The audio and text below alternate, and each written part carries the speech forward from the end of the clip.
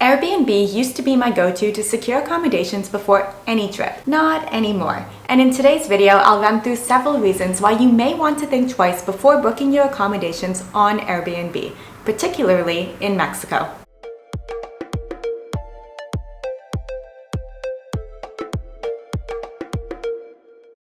I originally opted against booking my 3-month stay in Mexico on Airbnb because the pricing here in Playa del Carmen is rather outrageous. It turns out that there are many other reasons that people are avoiding using Airbnb in Playa del Carmen, Cancun, and other tourist hotspots around Mexico. One reason to avoid Airbnb that really caught my attention was the risk of theft.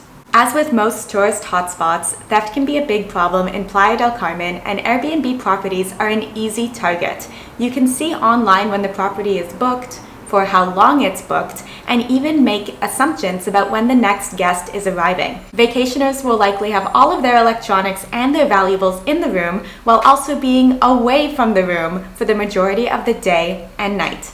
You also don't know who has a key to the home that you'll be staying in, or who knows the code from the keypad to get in, or even when that keypad code was last changed. To add to this, you usually don't have a front desk or a lobby or a security guard that's going to add that extra layer of protection if you're staying in a residential property. Publicly available photos of the Airbnb property online also make it easy for someone to map out the interior of the home and form a strategy to get in and out quickly. One horror story that some friends in the city experienced was having their valuables and electronics stolen overnight while they were sleeping, including their cell phone, which was right beside their bed. And while Airbnb doesn't reveal the exact address of the home until your booking is confirmed, it really doesn't take a master sleuth to look at the photos, see the general area, and track down the exact location of the property. And I'm not anti-Airbnb. I have booked Airbnbs many times, and many of the cons that are listed in this video could be true to any rental property.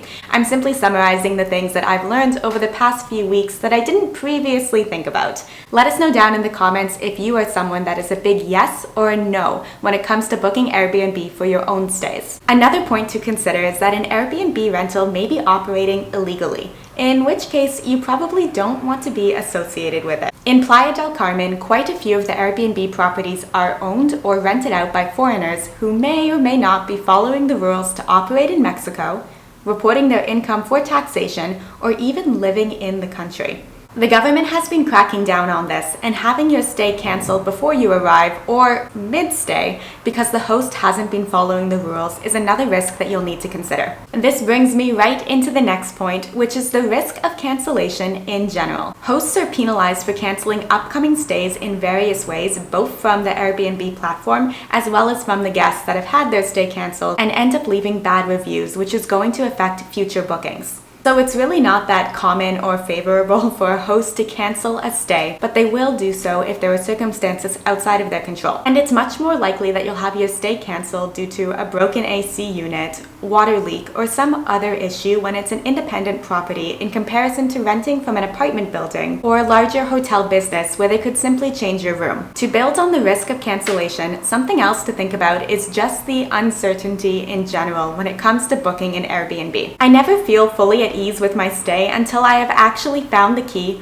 completed the self-check-in, checked the Wi-Fi, and explored the property to see if it lives up to the photos. You may also be out of luck if there is a problem during your stay. Airbnb customer support is notorious for being non-existent, and reaching the host may also not be possible. A couple of other reasons that I saw coming up on why travelers in Playa del Carmen were choosing not to book on Airbnb are actually reasons that could apply to Airbnbs worldwide, but this list included the fact that there's no loyalty program. You are not going to get an upgrade or a special pricing for being a repeat customer. And something unique about booking on Airbnb is that you need to balance being both a guest in someone's home and also a paying customer. Host and guest profile reviews are extremely important, so you do want to follow the rules, even though that means you will likely be asked to both do the dishes and also pay a $50 cleaning fee when you leave. And I can't end this video without mentioning the high cleaning fees, the service fees, and generally high costs of being both a guest or a host on Airbnb. Many of the perks, like having a full place to yourself, having access to a kitchen,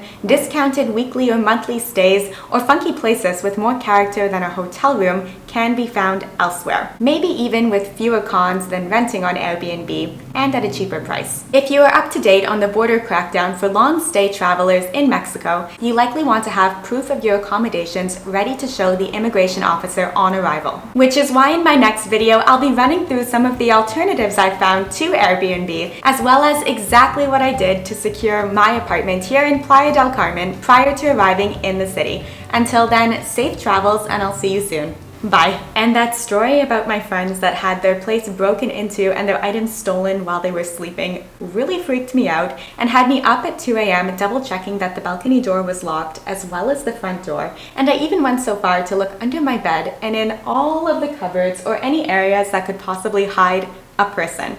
Everything was fine. No one was in the apartment. No one has been in the apartment as far as I know. But moments like this really make me miss my dog.